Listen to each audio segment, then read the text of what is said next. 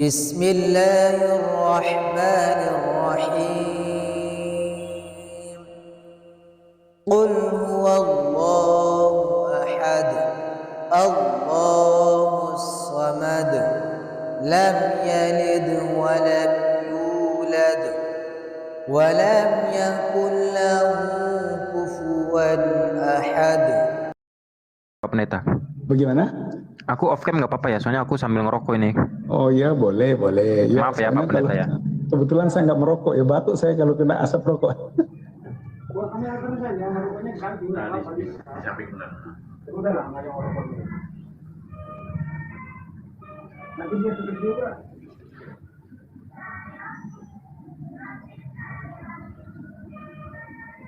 Oke, aku karena disuruh buka ini. Sekarang gini, Pak Pendeta tadi membawakan ayat di dalam Kisah Para Rasul. Setuju? Nah, pertanyaan aku, sekarang setahu aku gini Pak Pendeta, suratan Markus itu ditulis ketika sekitar 30 tahun wafatnya Yesus Christ. Iya. Dan suratan Yohanes itu dan ayat semuanya itu ditulis sekitar 60 sampai 90 tahun wafatnya Yesus Christ. Setuju? Bentar dulu. Ada datanya? Kenapa? Bahwa ditulis 80 tahun sesudah Yesus mati?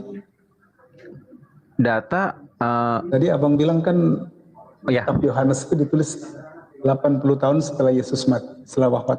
60 tahun. sampai 90 tahun wafatnya Yesus Christ. 60 sampai 90 tahun ya. Ya. Dan yang kedua, kita harus cari tahu siapa sih penulis Kisah Para Rasul ini, kan seperti itu. Ya. Ya kan?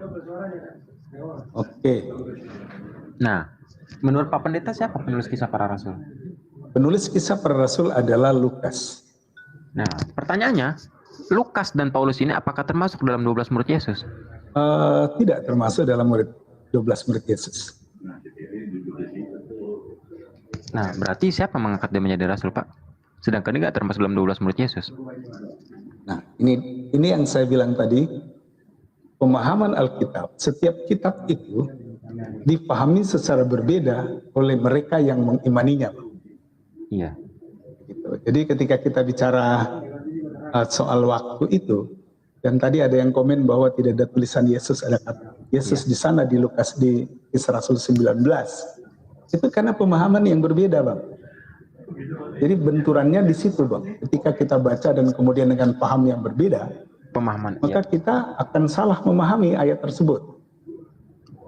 Oh enggak, gini Pak Pendeta, intinya begini, aku nggak memahami Alkitab itu sesuai tafsiran aku sendiri. Karena apa? Di dalam, bentar aku kena peringatan ini. Di dalam 2 Petrus pasal 1 ayat 20, kita pun tidak boleh menafsirkan ayat-ayat Alkitab itu sesuai kehendaknya sendiri. Setuju? Ya, betul sekali. Ya kan? Bahkan di dalam Amsal di pasal 30 ayat ke-6, kita nggak boleh mengurangi atau menambah firman Tuhan agar tidak dianggap sebagai pendusta. Ya kan? Nah, pembahasan kita adalah pertama kekuasaan Allah. Betul. Ya toh?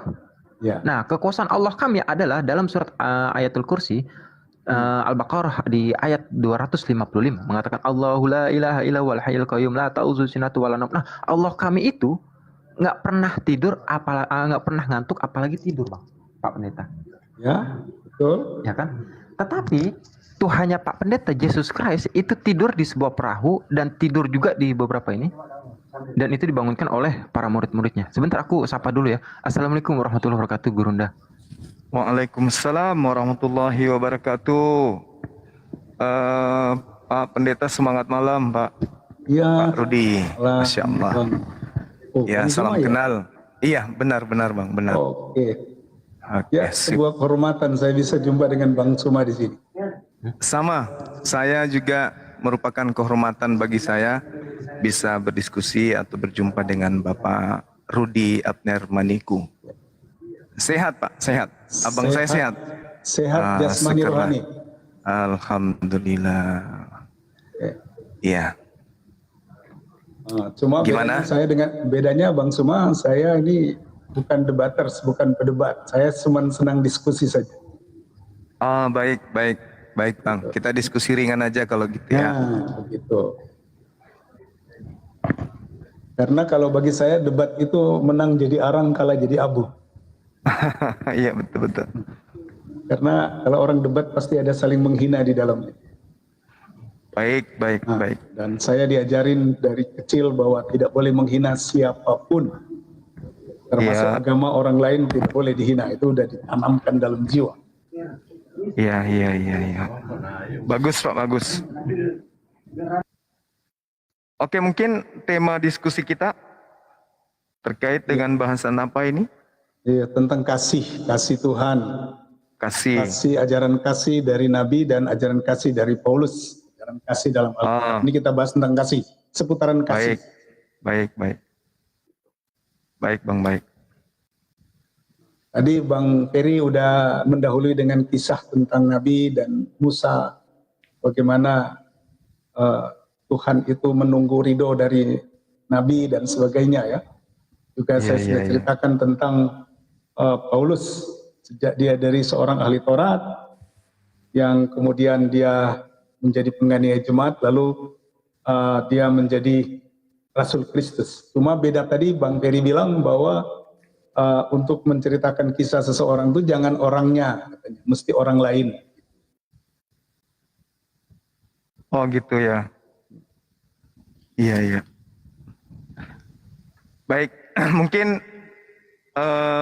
terkait dengan tema ini, barangkali kita kerucutkan aja materinya supaya kita semuanya bisa memahami konsep kasih dalam Islam dan Kristen itu. Iya. Gitu ya Bang ya? Boleh.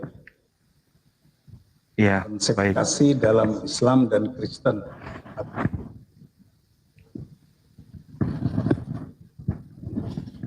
Oke, siapa yang memulai ini? Abang saya ini atau saya? Oke, Bang Zuma lah duluan. Saya dengar aja. Baik. Baik. Bismillahirrahmanirrahim. Assalamualaikum warahmatullahi wabarakatuh. Asli. Tadi sebelum buka Waalaikumsalam. saya pikir orang lain, cuma ternyata benar. Ya, Masya Allah. Jadi saya mengawali dari materi pembahasan kasih terkait dengan keselamatan hubungannya dengan kasih. Kalau di dalam Al-Quran itu disebutkan dalam surah At-Tahrim ayat 6, Bismillahirrahmanirrahim. Ya ayyuhalladzina amanu qu anfusakum wa ahlikum nara. Itu yang pertama diterangkan dalam Al-Quran. Wahai orang-orang beriman, jagalah dirimu dan anak istrimu dari api neraka. Itu implementasi kasih yang pertama. Bahwa yang perlu dikasihi pertama kali di dalam kehidupan kita ini adalah diri kita dulu. Nah, kasih dalam Islam itu adalah menyayangi diri. Itu yang utama. Menyayangi diri, implementasinya nanti adalah menjauhkan diri dari segala hal yang dilarang Tuhan. Nah itu. Jadi apa yang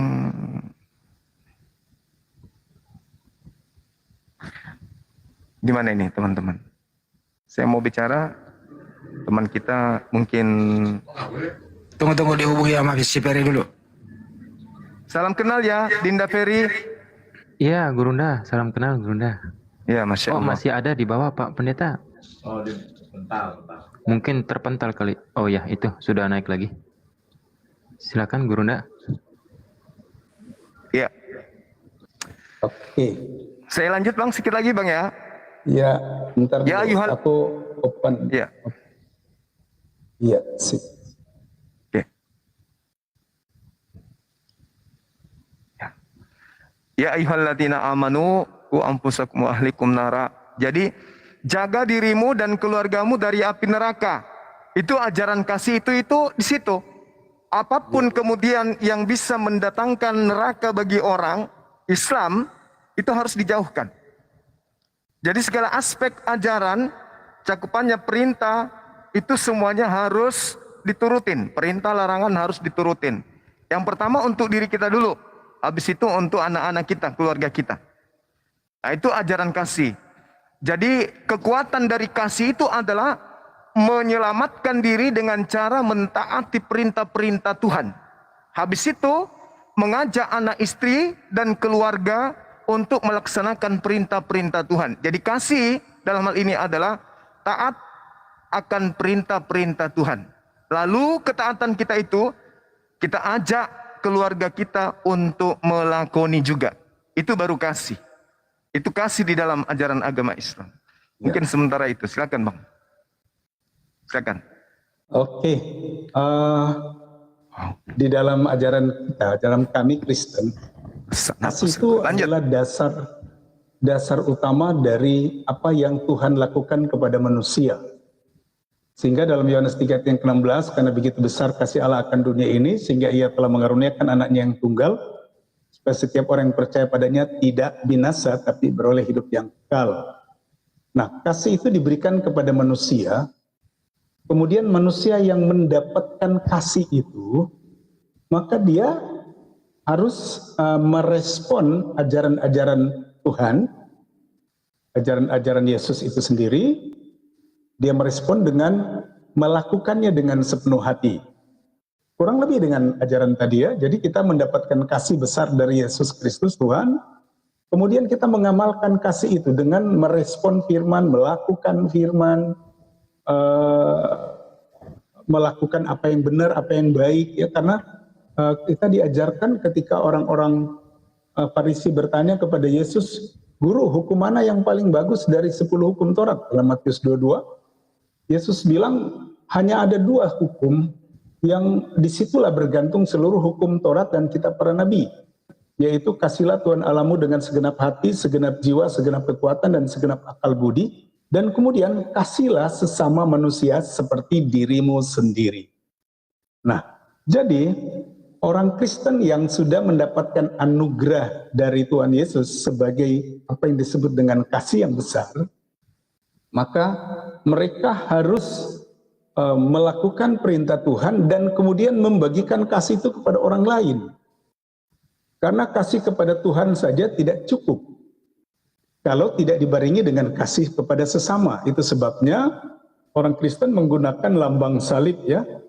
Lambang salib artinya itu ada vertikal, ada horizontal. Vertikal itu kepada Sang Pencipta, kepada Tuhan, dan horizontal itu kepada sesama. Jadi ajaran kasih sesungguhnya dari Yesus itu adalah, dari Tuhan kami itu adalah kasih kepada Tuhan dan kasih kepada sesama, tentunya dengan melakukan apa yang Tuhan perintahkan dalam setiap kehidupan kita manusia yang tertulis dalam Alkitab, seperti itu. Cuman bedanya di zaman Taurat dengan zaman anugerah, bedanya adalah zaman anugerah itu kasih Tuhan justru melimpah ketimbang di zaman Taurat. Karena di zaman Taurat itu aturannya mata ganti mata, gigi ganti gigi, luka ganti luka. Tapi dalam PB, di zaman anugerah, maka kasih Tuhan itu begitu besar, sehingga banyak orang pun jahat hidupnya di mata Tuhan, masih tetap diberikan kasih juga. Dia memberikan hujan kepada semua orang, kepada orang jahat dan kepada orang benar. Dia memberkati semua orang yang meminta berkat kepadanya. Oke, kira-kira itu dulu.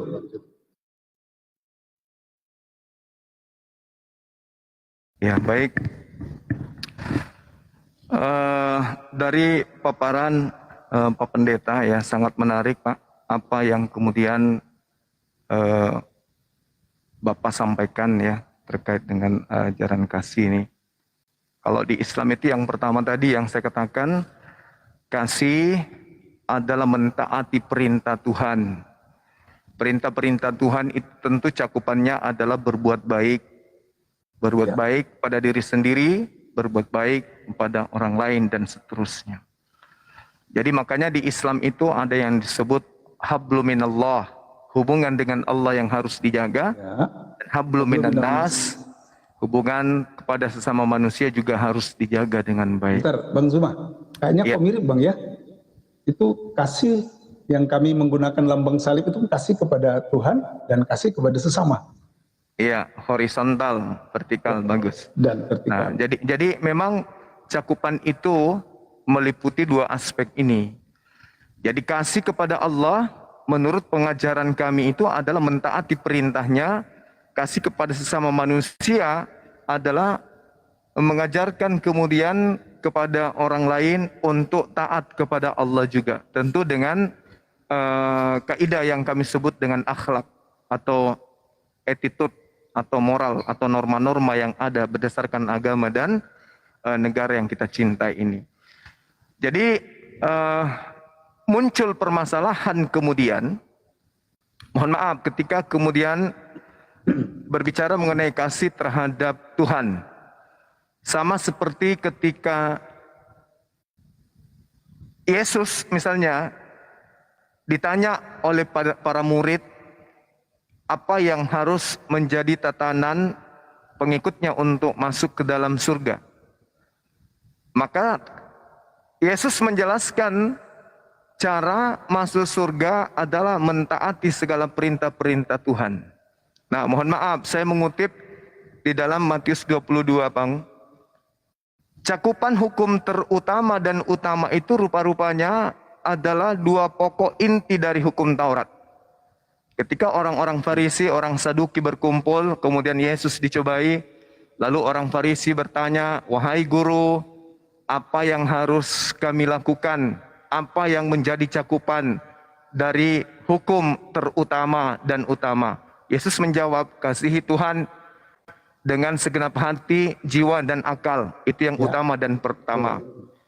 Dan yang kedua, kasihi sesamamu manusia sama seperti engkau mengasihi dirimu sendiri. Dan Yesus simpulkan bahwa kedua hukum ini menjadi cakupan dari hukum Taurat. Nah, kalau boleh saya bertanya, rupa-rupanya kasih kepada Tuhan dan kasih kepada sesama manusia itu adalah inti dari hukum Taurat. Sedangkan hukum Taurat ini dalam cakupannya kasih itu sudah dibatalin semua itu, Bang. Efesus 2 nomor 15, dengan matinya Yesus di atas tiang salib, dia telah membatalkan hukum Taurat beserta segala perintah yang ada di dalamnya. Berarti cakupan kasih kepada Tuhan dan kepada sama manusia itu dibatalkan. Bentar Bang, Efesus berapa tadi? Efesus 2 nomor 15. Efesus pasal 2 ayat 15. Iya. Ya, saya baca dulu Bang ya. Silakan. Oke, sebab dengan matinya sebagai manusia ia telah membatalkan hukum Taurat dengan segala perintah dan ketentuannya untuk menciptakan keduanya menjadi satu manusia baru dalam dirinya dan dengan itu mengadakan damai sejahtera ya. Oke, ayat yang ke-14 ya, karena dialah damai sejahtera kita yang telah mempersatukan kedua belah pihak dan yang telah merobohkan tembok pemisah yaitu perseteruan. Terus dulu Bang, nanti kalau ada pertanyaan baru saya jawab. Ya, itu dia. Jadi kasih itu baik. Di dalam Matius 22 Bang, 34 sampai nomor berapa tuh ya, 40 ya. Di situ dijelaskan bahwa orang Farisi bertanya, apa isi daripada hukum terutama dan hukum kedua? Yesus mengatakan kasih. Dan ternyata kasih itu cakupan hukum Taurat. Sedangkan menurut Efesus yang tadi, hukum Taurat ini telah dibatalkan. Dengan kata lain, ajaran kasih sudah dibatalkan dengan matinya Yesus di atas tiang salib. Itu Bang. Itu pertanyaannya. Iya. Oke, silakan. Saya jawab ya Bang Cuma. Iya. Di Matius 22 tadi itu Yesus menjawab pertanyaan dari orang Farisi ya, ahli Taurat. Perlu diketahui bahwa dalam Taurat itu kasih kepada sesama itu tidak diutamakan Bang. Kalau kita pelajari Alkitab, kasih kepada sesama itu tidak begitu diutamakan dalam Taurat. Makanya ada hukum mata ganti mata, gigi ganti gigi ya. Orang yang bersalah itu dihukum mati. Di dalam Taurat itu aturannya bagus sekali. Orang yang cari kayu di hari Sabat, yang bekerja pada hari Sabat itu lempar dengan batu sampai mati. Jadi tidak ada kasih pada sesama. Nah, kedatangan Yesus itu menggenapi hukum Taurat dengan memberikan kasih kepada sesama. Orang Yahudi nggak peduli dengan orang lain, Bang. Orang tahu kan sifat orang Yahudi. Saya masih lebih mudah bergaul dengan abang Muslim, lebih mudah kita berteman dengan orang Muslim daripada berteman dengan orang Yahudi. Mereka nggak suka sekali dengan orang Kristen, Bang. Itu masih lebih orang Muslim lebih dekat dengan orang Kristen ketimbang orang Yahudi. Mereka tidak suka sekali. Itu sebabnya Yesus berkata bahwa yang pertama itu kasih kepada Allah, oke, sudah bagus dengan segenap hati, segenap jiwa, segenap kekuatan. Tapi kemudian ada yang kedua, itu kasih kepada sesama yang diabaikan di zaman Taurat. Gitu. Kasih kepada sesama, kasihlah sesama manusia seperti diri sendiri. Di zaman Taurat itu tidak berlaku itu, Bang. Gitu. Nah, dalam Efesus tadi, apa yang ditulis oleh Paulus kepada jemaat Tuhan di Efesus itu, dengan matinya dia, maka dia membatalkan, sebab dengan matinya sebagai manusia, ia telah membatalkan hukum Taurat dan segala perintah dan ketentuannya, untuk menciptakan keduanya menjadi satu manusia baru di dalam dirinya, dan dengan demikian mengadakan damai sejahtera, 16, dan untuk memperdamaikan keduanya di dalam satu tubuh dengan Allah dan oleh salib, dengan melenyapkan perseteruan pada salib itu. Jadi yang dibatalkan oleh Yesus kematian di salib bukan hukum kasihnya, bukan, tetapi hukum yang baku tadi, yang mata ganti mata, gigi ganti gigi, sehingga orang tidak bisa menyatu. Orang tidak bisa, makanya di sini dua belah pihak yang bermusuhan, dibatalkan itu hukum Taurat yang berbicara tentang mata ganti mata, gigi ganti gigi, sehingga orang itu bisa berpadu kembali. Yang bermusuhan bisa berpadu kembali. Jadi kematian Yesus itu mendamaikan orang. Karena jika hukum mata ganti mata, gigi ganti gigi itu tidak dibatalkan, maka kita tidak bisa berteman dengan orang lain.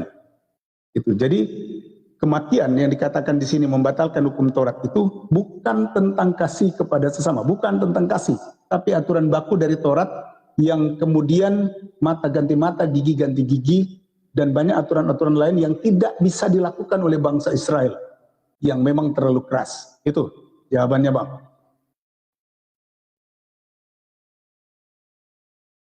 Oke, baik. Terima kasih, Bang, atas jawabannya ya.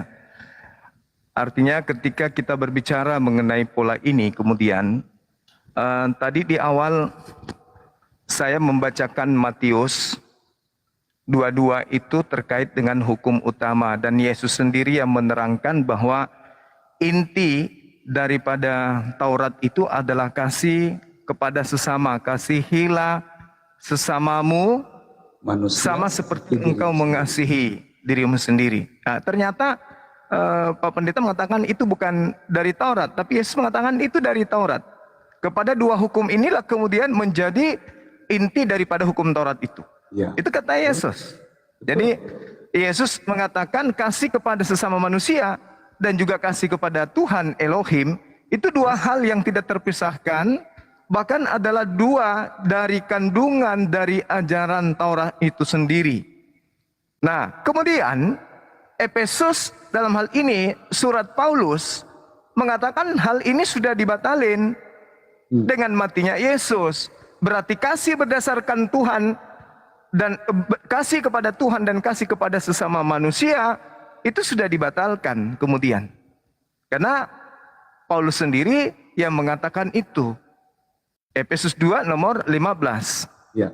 Bahkan kalau kita lihat di dalam Filipi 3 nomor 8 itu tidak, Paulus mengatakan bahwa apa yang ada dulu hukum Taurat itu dianggap sampah oleh dia setelah dia beriman kepada Kristus. Ya. Artinya kasih yang ada di dalam pengakuan Yesus dalam Matius 22 itu sudah nggak berlaku lagi. Ya, tapi kalau saudara Kristen masih mengatakan kasih kepada sesama manusia, ya mungkin teman-teman Kristen lupa bahwa hal itu sudah dibatalin dengan matinya Yesus di atas tiang salib. Begitu Pak Pendeta. Oke. Begini Bang, itu kan pandangan Abang sebagai orang yang tidak mengimani kitab suci Kristen. Jadi saya nggak akan bantah, artinya pendapat Abang seperti itu, oke. Tapi sesungguhnya yang dibatalkan oleh Yesus itu bukan kasih kepada sesama, bukan kasih kepada Tuhan. Tapi hukum-hukum seremonial seperti aturan-aturan Taurat yang baku, termasuk di perjanjian lama dalam kitab Imamat, orang itu kalau berdosa dia mesti bawa kambing domba, darah hewan untuk korban penghapus dosa. Itu semua hukum-hukum seremonial yang kemudian dibatalkan oleh Yesus ketika dia mati di salib. Bukan tentang kasih kepada Tuhan dan kepada sesama. Itu pemahaman isi Alkitab, Bang. Jadi ketika Abang kemudian berkata itu sudah dibatalkan menurut pemahaman Abang. Oke? Oke. Sebenarnya sih bukan menurut pemahaman saya ya, karena di situ jelas dikatakan segala perintah. Efesus 2 nomor 15, segala perintah, itu yang pertama. Kemudian yang kedua, ketika Pak Pendeta mengatakan bahwasanya di Taurat itu tidak ada kasih yang cakupannya terhadap manusia. Kita lihat di dalam Ulangan 6. Ya. Ulangan 6 di data-data pertama itu sangat jelas sekali sama dengan Al-Quran yang saya sebutkan tadi. Bahwa kasih itu adalah taat kepada Allah, kepada Tuhan, dan ketaatan itu adalah sebagai penyelamat bentuk kasih kita kepada diri kita, lalu kemudian bentuk kasih kita kepada anak-anak kita, keluarga kita, kita mengajarkan hal yang sama, yaitu ketaatan kepada perintah Tuhan. Ketaatan kepada perintah Tuhan itu jelas, jangan mencuri, jangan membunuh, jangan dan bla bla bla dan seterusnya. Hal itu harus kita ajarkan pada orang lain. Nah, itulah yang dikatakan kasih. Sekali lagi saya katakan, di dalam kitab Ulangan, kasihilah Tuhanmu dengan segenap hatimu sampai kepada akalmu, dan ingatkan kepada anak-anakmu, keturunanmu, cucumu, dan seterusnya pada saat kamu duduk, berdiri, berjalan, bla bla bla dan seterusnya. Jadi kasih ini cakupannya itu mengajarkan keselamatan kepada diri kita, lalu mengajarkan keselamatan kepada keluarga kita. Baik Al-Quran maupun di dalam kitabnya orang Yahudi atau perjanjian lama yang dimiliki oleh saudara Kristen. Nah, yang jadi permasalahan sekarang ini adalah itu tadi. Ketika ajaran ini semuanya dibatalkan, maka ajaran kasih otomatis batal dong. Bang, saya sudah bilang tadi, itu pemahaman Abang. Yang dibatalkan itu hukum seremonial, bukan tentang kasih. Oke. Baik. Yesus mengatakan bahwa kepada dua hukum inilah kemudian hukum itu berpegang. Betul. Hukum Taurat itu berpegang, ya. Yes. Nah, seremonial atau apapun itu kemudian itu semua cakupannya. Ketika di dalam Efesus 2:15, Yesus dengan matinya Yesus di atas tiang salib, dia telah membatalkan hukum Taurat beserta segala perintah yang ada di dalamnya. Kasihilah itu kan perintah, Bang. Betul. Kasihilah Tuhanmu. Betul. Kasihilah sesamamu. Itu perintah. Betul. Segala perintah dibatalin. Itu tidak dibatalkan, Bang. Tidak dibatalkan. Segala perintah yang ada di dalamnya. Efesus 2 nomor 15. Tidak mencakup kasih kepada Tuhan dan kasih kepada sesama. Karena justru itu yang diusung oleh Tuhan, Bang. Nah, jadi ketika berarti Paulus di sini sorry Bang. Berarti Paulus melakukan kekeliruan ketika dia mengatakan segala perintah, segala ketetapan yang ada di dalam hukum Taurat itu dibatalkan dengan matinya Yesus. Makanya Yesus ini pengorbanannya adalah satu hal yang sangat-sangat berharga bagi orang Kristen. Betul. Karena dengan matinya Yesus, Kristen dibebaskan dari segala perintah-perintah Tuhan. Keliru, Bang. Itu keliru. Ya. Ibrani 6 nomor 1. Ya. Tidak seperti itu, Bang. Ibrani 6. Coba di Ibrani 6 nomor 1, Bang. Oke. Ibrani 6 ayat yang pertama. Iya. Sebab itu marilah kita tinggalkan asas-asas pertama dari ajaran tentang Kristus dan beralih kepada perkembangannya yang penuh. Oke? Janganlah kita meletakkan lagi dasar pertobatan dan perbuatan-perbuatan yang sia-sia dan dasar kepercayaan kepada Allah, yaitu ajaran-ajaran tentang berbagai pembaptisan, penumpangan tangan, kebangkitan orang mati dan seterusnya, Bang. Ini maksudnya apa ini ada, Abang? Seperti ini. Ya, maksudnya jangan lagi mengikuti asas-asas perintah. Oke, Bang.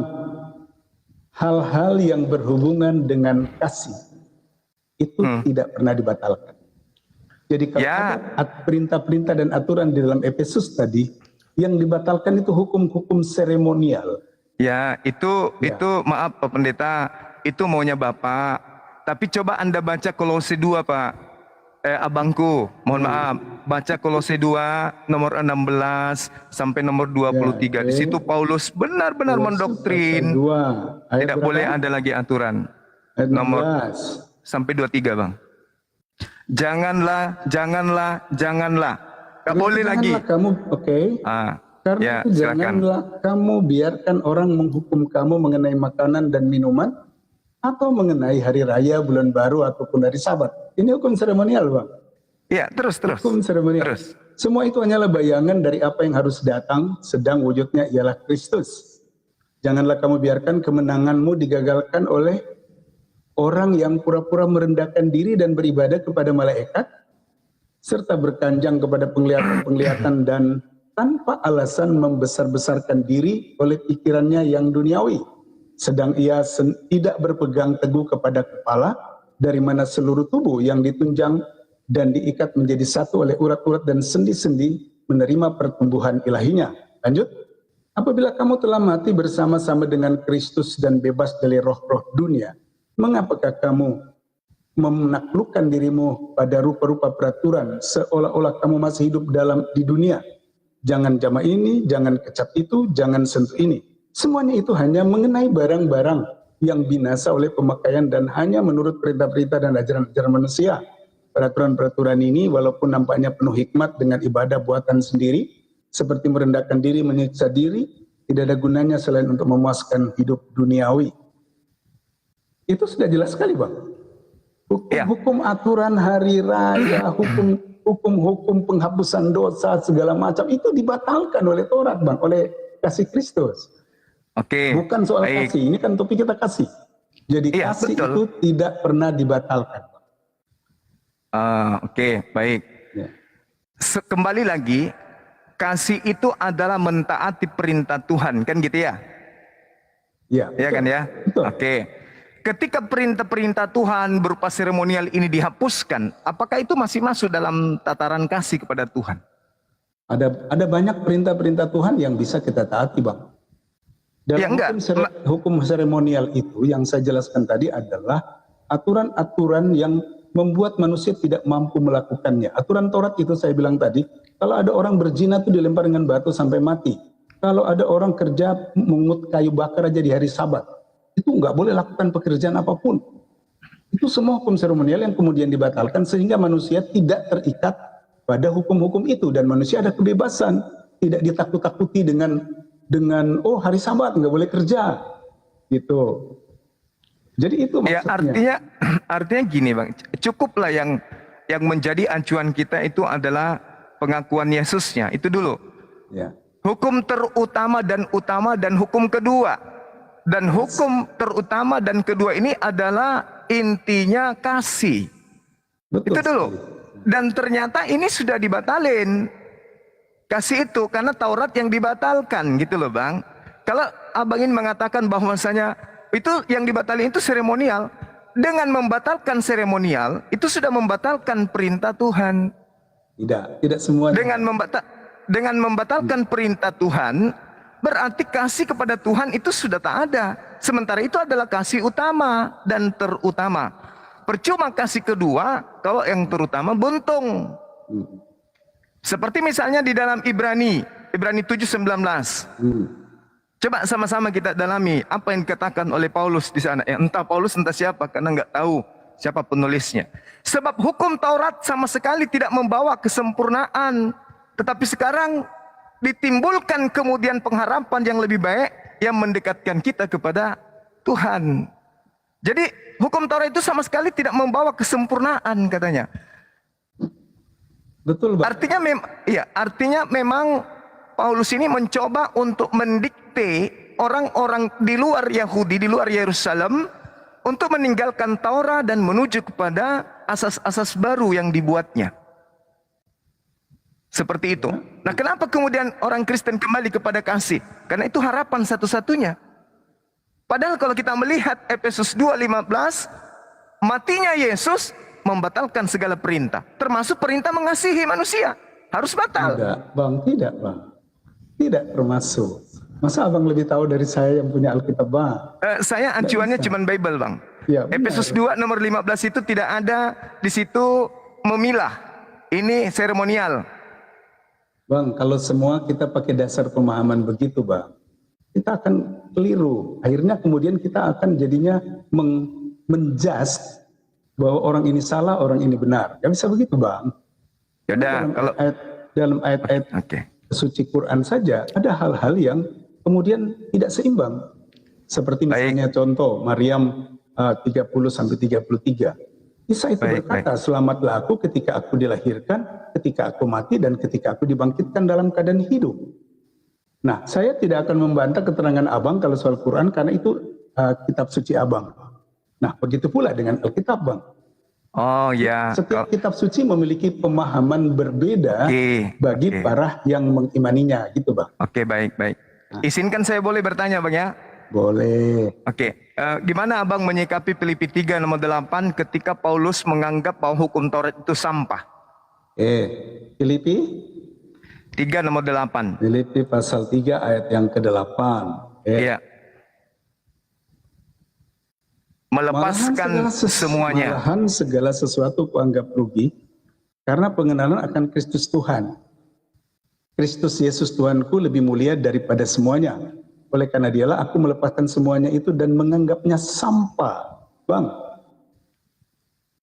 Ya, itu gimana? Paulus itu dia seorang ahli Taurat, Bang. Iya, tahu.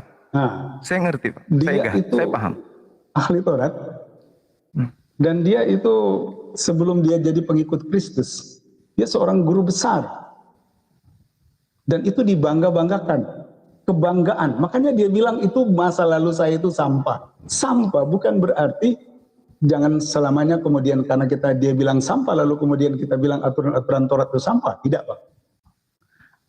Yang dibatalkan itu hanya hukum-hukum seremonial seperti mata ganti mata, gigi ganti gigi, kemudian orang kalau berdosa bawa kambing domba darahnya dipakai untuk pengampunan dosa, dan kemudian ibadah hari Sabat dan sebagainya, itu semua hukum seremonial, Bang. Tapi bicara tentang kasih kepada Tuhan dan sesama itu tidak pernah dibatalkan. Gitu, Bang. Oke, berarti Anda membantah pernyataan Paulus. Tidak kemudian membantah, karena memang pengertiannya begitu, Bang. Kan setiap kita setiap kita ini kitab suci saya, maka difahami oleh kita. Pasti saya lebih paham, baik. Bang. Begitu juga kalau abang bisa kasih jadi ayat Quran, saya nggak bisa bantah karena abang pasti lebih tahu. Kira-kira contoh tadi seperti surat Maryam 30-33. Isa sendiri yang bilang dia mati, dia lahir, dia mati dan bangkit. Oke, nah, baik. Abang, bagaimana abang menjelaskan itu?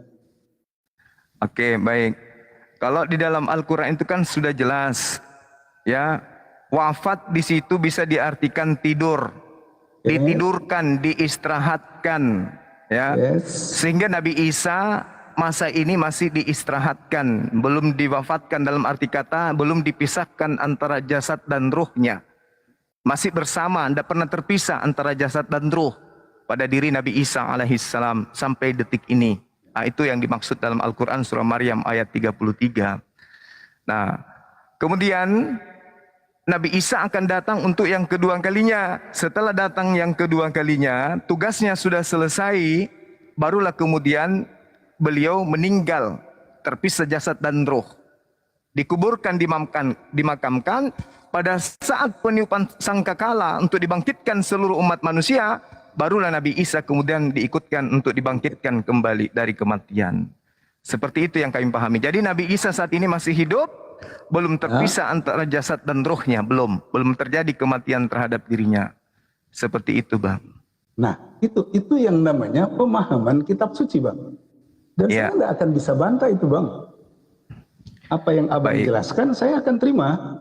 Karena itu pemahaman abang kitab suci yang abang imani. Begitu juga dengan kitab suci yang kami imani. Gitu. Jadi tidak mungkin orang yang tidak mengimani lalu kemudian dia memiliki pemahaman lebih daripada orang yang mengimani. Kira-kira gitu, Bang. Artinya begini, kita menghargai kitab suci orang lain sebagaimana orang menghargai kitab suci kita. Gimana? Kira-kira sepakat itu, Bang? Tapi ada satu kasus yang disebut pengacara itu terkadang lebih menguasai materi kepemilikan daripada pemiliknya sendiri. Abang percaya nggak itu? Itu di kasus hukum, Bang. Ya itu dia makanya. Tapi dalam urusan kitab suci itu kan dimiliki oleh para pemeluk dan diimani. Ya, dengan undang-undang dan hukum. Undang-undang tergantung siapa lebih pintar menerjemahkan undang-undang itu, hukum-hukum itu, sehingga kliennya walaupun salah bisa jadi benar. Itu dihukum. Tapi dalam kitab suci berbeda, Bang. Oke. Gitu kira-kira. Baik. Jadi menurut pandangan abang saya nih, kalau orang Yahudi Yes. meninggalkan hukum seremonial, apakah mereka berdosa, Bang? Karena orang Yahudi yang masih agama Yahudi, mereka nggak percaya Injil, Bang. Iya, itu yang saya tanya. Apakah mereka berdosa? Kalau kita mau bilang berdosa, Bang, saya nggak bisa menghakimi orang, Bang. Itu kan urusan Tuhan itu, Bang. Begitu. Kita nggak bisa, karena memang orang Yahudi nggak percaya Injil, Bang. Mereka hanya percaya kitab mereka, kitab Tenak, dari kitab Bereshit sampai 1 dan 2 Tawarik, ya. Jadi mereka tidak percaya Injil. Tidak ada Injil sama mereka, sehingga ketika mereka tidak mungkin akan meninggalkan hukum seremonial. Mereka akan tetap berjalan sesuai dengan iman mereka, dengan mempercayai kitab suci mereka. Nah, tapi ada juga kelompok-kelompok Yahudi, musibah. Abang pernah dengar ada yang namanya orang-orang Mesianik, ya, orang Yahudi Mesianik. Itu belum banyak, mungkin di Yahudi ada sekitar 3-4% orang-orang Yahudi Mesianik. Nah, mereka meninggalkan hukum seremonial dan mengikuti aturan Injil. Gitu. Tapi kasih kepada Tuhan dan kepada sesama itu topik utama, nggak pernah diabaikan sedikit pun. Makanya dalam kitab 1 Korintus pasal 13, dengan jelas Paulus bilang, walaupun aku mengetahui bahasa seluruh bahasa malaikat, bahkan aku memberi diriku untuk dibakar, tapi kalau aku tidak punya kasih, itu sama sekali tidak berguna, seperti gong yang dan canang yang gemerincing. Gitu. Jadi kasih itu topik utama yang tidak pernah dibatalkan. Oke, baik. Ada nggak data di dalam Bible yang kemudian memilah bahwa yang dibatalkan itu seremonial aja, yang lain tidak? Tidak. Karena ada, kalau tidak ada. Tidak ada. Saya jawab, terus tidak ada. Pemahaman itu, bahwa karena yang dibatalkan hanya seremonial itu pemahaman dari mana, Bang? Pemahaman karena ternyata Paulus masih mengajarkan kasih. Oh, gitu. ya. Kecuali Paulus sudah nggak ngajarin kasih, berarti benar-benar dibatalkan kasih itu. Ada dalil mungkin? Kasih yang diajarkan Paulus jelas sekali dalam 1 Korintus 13 ayat 1 sampai berapa itu. Dia bilang, walaupun aku menyerahkan diriku untuk dibakar, tapi kalau tidak punya kasih, aku sama sekali tidak berguna. Jadi ajaran kasih yang diajarkan Paulus itu benar-benar kasih kepada Tuhan dan kasih kepada sesama, sesuai dengan Matius pasal 22 yang diajarkan, dijawab Yesus kepada orang-orang ahli Taurat dan orang Farisi. Oke, boleh nggak saya menyimpulkan sebagai Muslim nih bahwa kasih Taurat batal, kasih baru dibentuk Paulus lagi? Kalau menurut saya tidak ada masalah, karena abang mengambil kesimpulan seperti itu karena memang kitab suci ini kan abang tidak imani, tidak masalah. Sama dengan Maryam 33. Boleh nggak saya berpendapat bahwa ternyata Isa itu mati dan bangkit? Ya, itu belum terjadi, Bang, karena pada saat dia berbicara seperti itu pada masa dia masih di ayunan. Betul, ini Abdullah, masih bayi. Ketika orang Yahudi menuduh ibunya berzina, ibunya mengatakan, tanya aja langsung kepada anakku. Anak ini menjawab untuk kemudian mengamankan dan membela ibunya dalam tuduhan. Seperti itu, Bang.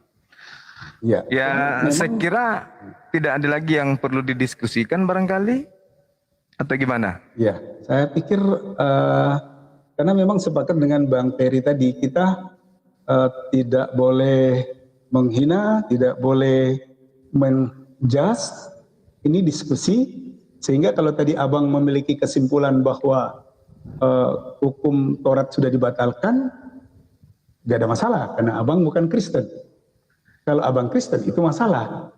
Sama dengan Ya, tadi, artinya saya bentar dulu, bentar. Ya, Ketika saya silakan. berkata bahwa ternyata Quran itu bertolak belakang karena Isa sendiri bilang dia mati dan bangkit, lalu kemudian abang menjelaskan bahwa belum, oke, kita terima. Tapi bisa nggak saya mengambil kesimpulan sebagai orang yang bukan Muslim ini sama dengan abang tadi mengambil kesimpulan yang bukan Kristen bahwa ternyata Isa itu mati dan bangkit?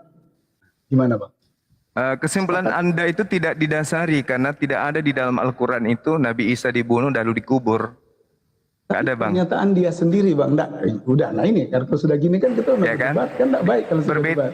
Berbeda kalau di Bible memang ada dikuburkan dan seterusnya gitu. Artinya gini, ketika saya belum memahami apa yang tertulis, minimal hal yang saya sampaikan itu tertulis di dalam Bible. Efesus 2:15, segala perintah yang ada di dalamnya. Kemudian Filipi 3 nomor 8, Paulus juga mengatakan bahwa melepaskan semuanya dan menganggapnya skubalon, sampah atau kotoran gitu ya. Dalam bahasa Yunani skubalon. Nah, artinya saya salah, ternyata bukan melepaskan semuanya dan juga menghapus segala perintah, tetapi masih ada perintah-perintah yang lain yang tidak dibatalkan. Nah, ini yang saya penasaran, begitu saya tanya kepada Bang, mana dalilnya memilah bahwa yang dibatalkan hanya seremonial, ternyata abang saya juga tidak bisa menunjukkan dalil itu. Karena memang tidak ada dalil, Bang. Dalil. Ya Sama udah. dengan abang menjelaskan Maryam 33 tidak ada dalil. Itu kan hanya penjelasan. Iya, Kan penjelasan bahwa dia memang nanti akan mati datang lagi. Oh tidak, dibantah.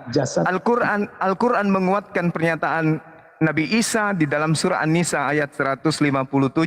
Dijawab di dalam ayat 158. Akan tetapi Nabi Isa kuangkat, bal rafa'ahu minhu. Diangkat. Diangkat dia, tidak dibunuh. Berarti tidak ada kebangkitan di situ karena dia Nabi Isa tidak sempat dibunuh tapi diangkat ke langit. Itu jawabannya, ada lengkap. Betul. Makanya kalau saya ini yang bukan Islam, yang tidak paham, saya mungkin bisa saja berpikir, kenapa kok ayatnya bertolak belakang ya? Yang satu bilang mati, yang satu bilang diangkat. Itu pemahaman saya sebagai Nasrani. Tapi kalau saya Muslim, pasti saya terima apa yang menjadi penjelasan itu, Bang. Nah, itu maksudnya khasanah, kayanya dari kitab suci itu sendiri bagi para pemeluk-pemeluknya. Oke, pembedanya ada. Saya menolak itu dengan dalil pendorong. Kalau abang saya membantah bahwa tidak semuanya tanpa ada dalil. Di situ dikatakan melepaskan semuanya. Abang mengatakan tidak semuanya. Di Efesus 2:15 semua perintah. Abang mengatakan tidak semua perintah. Karena itu dia bedanya. 1 Korintus 13 dia masih ngajarin kasih. Kalau kasih sudah dibatalkan, dia tidak ajarkan kasih. Ya, itu kasihnya Paulus. Yang saya maksud ini adalah kasih yang diajarkan Yesus yang dibatalin semuanya. Lalu kemudian Paulus membuat kasih baru gitu. Bukan, Bang. Paulus itu mendapatkan ajaran daripada kitab suci itu sendiri. Dia nggak bikin sendiri, Bang. Iya, itu kan suratnya sendiri, abangku. Benar, tapi Alkitab menulis bahwa apa yang diilhamkan Allah itu, segala tulisan itu diilhamkan Allah. Jadi dia tidak menulis berdasarkan otaknya sendiri. Kalau begitu apa bedanya dengan Injil Thomas, Injil Barnabas, yang lain, Injil-Injil yang lain? Karena Paulus mengatakan dalam Galatia 1, aku heran begitu cepat engkau berpaling kepada Injil-Injil yang lain. Bukankah segala tulisan itu diilhami? Betul. Nah, untuk membedakan antara tulisan Paulus diilhami, tulisan yang lain tidak diilhami, siapa yang menjadi pengaturnya dan siapa yang menjadi penyeleksinya pada saat itu? Nah, ini dia, Bang. Ketika penyusunan kitab, ketika penyusunan kitab, maka orang-orang yang paham tentang kitab itu, kemudian mereka menyeleksi, seperti Injil Barnabas dan surat-surat lain, termasuk surat-surat yang kitab yang ada di Katolik ya, karena kami beda, itu beda 10 kitab, Bang. Nah, itu tidak masuk kanon kitab kami, Bang. Dan nah, itu dia. Itu keputusan-keputusan yang bukan diambil begitu saja. Karena saya pikir kitab suci juga itu kan bukan turun langsung dari surga, Bang. Tidak ada kitab suci yang turun dari surga. Itu semua melalui proses. Kalau di Wahyu 10 ada, Bang. Wahyu 10 nomor 10 itu ada kitab langsung turun dari surga dibawa oleh malaikat. Habis itu kitabnya dimakan dan rasanya pahit. Betul, tapi bukan ini. Bukan kitab, Oh ya Allah. suci yang dipegang. Ya itu dia yang jadi masalah. Itu dia bukan masalah kan. Abah mengatakan tidak ada kitab dari surga, ternyata Wahyu 10 nomor 10 ada. Tapi itu bukan kitab yang kita pakai sekarang. Maksud saya kitab suci yang dipakai oleh setiap agama, semua itu melewati proses sampai ada di tangan kita. Gitu. Oke. Nah, cuman pembedanya Al-Quran ini dikenal oleh yang mewahyukan, yang apa? Al-Quran ini kemudian disebut oleh siapa? Baginda Rasulullah Muhammad SAW sebagai penerima ilham.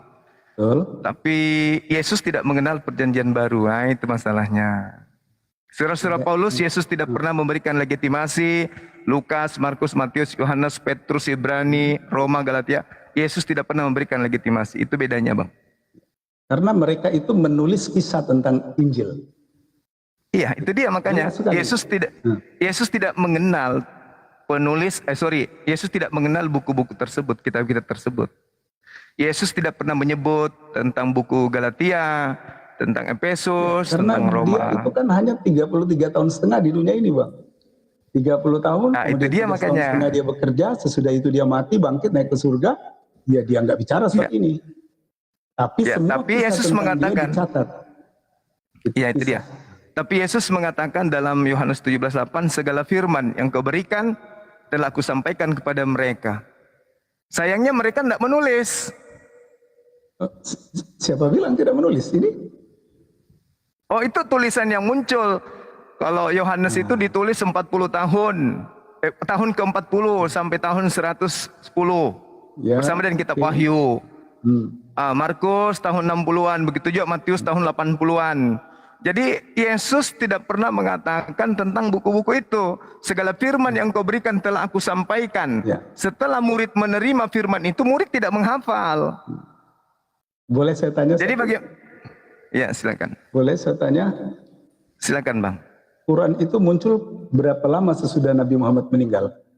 Alhamdulillah. Rasulullah Muhammad SAW kemudian ketika menerima wahyu, Al-Quran itu, wahyu itu disampaikan kepada seluruh sahabatnya. Sampai dia mengatakan, Husu Al-Quran min arba'ah. Terima Al-Quran itu dari keempat sahabatku. Jadi murid, sahabat-sahabat menghafalkan Al-Quran. Jadi sahabatnya menghafalkan, dan setiap saat wahyu itu digembleng, diajarkan, diuraikan, dijelaskan oleh baginda Rasul Muhammad SAW. Sehingga para sahabat menghafal Al-Quranul Karim. Seperti itu, Bang. Bukankah itu tertulis di batu, di kulit binatang? Ya, itu virus. Ada yang menulis, ada yang menghafal. Tradisi penyampaian Al-Quran itu hafalan, Bang. Sementara tradisi penyampaian ucapan-ucapan Yesus bukan hafalan, bukan tulisan. Gitu, Bang, ya? Iya. Tapi kalau boleh tahu itu tahun berapa baru muncul Quran setelah baginda Rasulullah meninggal? Masih para pasangan sahabat. Bahkan sampai istrinya pun ada memegang mushafnya. Said penulisnya, asistennya juga menuliskan Al-Quran. Tapi pola yang digunakan kemudian penyampaian Al-Quran itu adalah sanad. Sanad itu artinya ijazah. Ijazah artinya ketika saya seorang nabi menyampaikan sebuah ayat, muridku harus ada di depanku, muridku harus menghafalkan ayat itu. Ketika ayat itu betul bacaannya, maka saya memberikan ijazah, penghargaan kepada beliau untuk mengajarkan kepada sahabat yang tidak hadir di sini pada hari ini. Itu. Makanya Al-Quran itu kemudian dihafalkan dan hafalannya semua sama. Ada ilmu sanadnya. Nah, Yesus mengatakan, aku tidak berkata-kata dari diriku sendiri. Apa yang aku katakan adalah apa yang diperintahkan oleh Tuhan untuk aku katakan dan aku sampaikan. Penulis Bible, dalam hal ini Yohanes, bayangkan. Yohanes 1 nanti di data nomor 38 baru ada perkataan Yesus. Jadi Yohanes 1, nomor 1, nomor 2, nomor 3, nomor 4 sampai 38 itu bukan ucapan Yesus semuanya. Begitu ya. Mantap ya, Bang. Sip. Siap. Karena saya sudah bilang tadi, setiap kitab suci itu dipahami oleh para pencinta kitab suci itu. Nah, kalau Abang memberikan penilaian-penilaian seperti itu, ya itulah yang Abang ketahui gitu. Sama dengan Quran, saya juga baca, Bang, ya. Saya juga punya buku nih.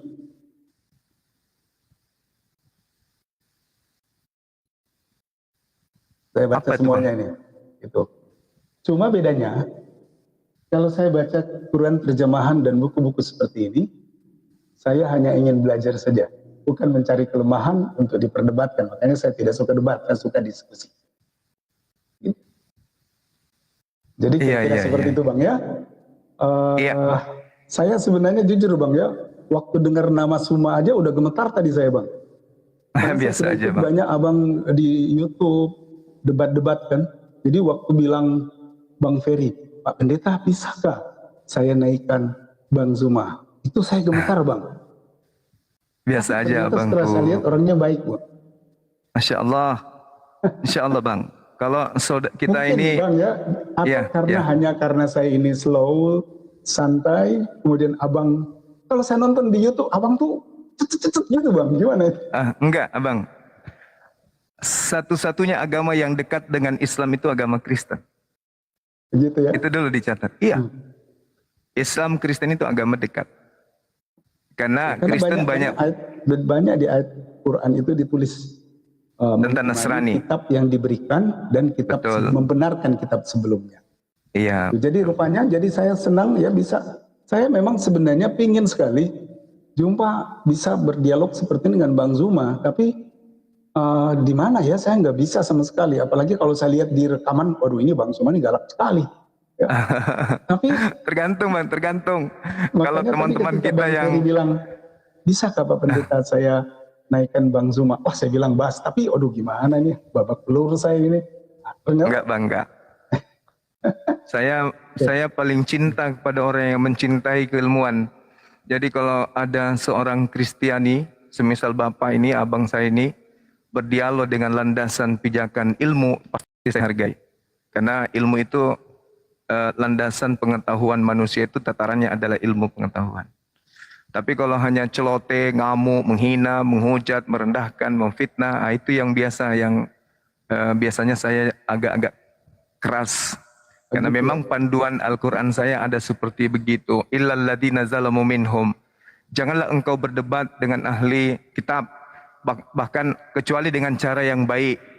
Kecuali terhadap orang-orang zalim yang ada di antara mereka, kamu harus keras terhadap mereka. Berarti saya tidak masuk di antara orang-orang zalim Bang ya? Insya Allah abangku, Masya Allah. Amin, amin. Ya. Dari wajahnya sudah menampakkan keteduhan. Iya. Oke, kira-kira kalau ini saja bisa kita bahas. Saya terima kasih pada Bang Sama-sama Bang. Bersedia mau berdialog dengan saya ini yang bukan siapa-siapa ya. Saya bukan siapa-siapa ya. Allahu Akbar. Iya, iya. Ada Bang Ferry. Saya berdiskusi dengan beliau dan kemudian, tapi beliau nggak bilang dari kemarin itu kita WA kan ada nomor WA, beliau nggak ngomong ke saya. Begitu, dia baru ngomong setelah saya sudah ada di room ini. Saya Pak Pendeta yang ngasih surprise ke Pak Pendeta. Yang hadir selebriti. Iya. Terima kasih Bang. Oke Bang, sehat terus Bang ya. Ya, amin, panjang umur amin. Selalu ya. Karena saya senang ya, karena saya butuh teman ya. Kalau kita bisa berteman itu sesuatu yang luar biasa Bang. Gitu. Iya betul. Itu saya panduan. Bang, saya tugas saya ini Desa Benua Baru Ilir, Kecamatan Sangkulirang, Kabupaten Kutai Timur, Kalimantan Timur. 9 jam dari ibu kota Nusantara. Oh iya. Dan di sini kami umat Nasrani di sini hanya sekitar 4 atau 5% Bang. Iya, Masya Allah. Ya, tapi alhamdulillah, puji Tuhan, di lingkungan sini saya diterima, saya bisa bangun gereja, bisa beribadah, karena saudara-saudara Muslim di sini orang-orangnya baik-baik, sama dengan Abang Zuma. Amin Abang. Ya. Insya Allah. Oke. Pendeta Rudi, Anda aktifnya di pengajar akademik atau di gereja pelayan firman? Yang mana Pak? Saya selain gembala ya, saya pendeta gembala jemaat, tahu Bang ya? Ya. Saya gembala jemaat, kemudian saya juga aktif di sekolah-sekolah teologi kami. Kebetulan saya juga ngajar bahasa Arab Bang, walaupun Arab dasar Bang. Wah, mantap. Jadi saya baru bisa baca Arab yang ada harokatnya Bang. Kalau enggak, atau mungkin tulisan kaligrafi belum bisa. Quran pun saya belum bisa baca. Tapi kalau tulisan-tulisan biasa Arab yang pakai harokat, itu bisa Bang. Jadi selain saya ngajar bahasa Arab, Saya juga ngajar bahasa Ibrani untuk perjanjian lama di sekolah-sekolah teologi kami, Bang. Pak Pendeta, berikutnya kalau bisa yang nanti topik berikutnya konsep ketuhanan mungkin ya Pak Pendeta ya. Boleh. Ini kan masih bicara tentang kasih ya, bisa saja. Ya. Tadi pagi itu saya فبأي آلاء ربكما تكذبان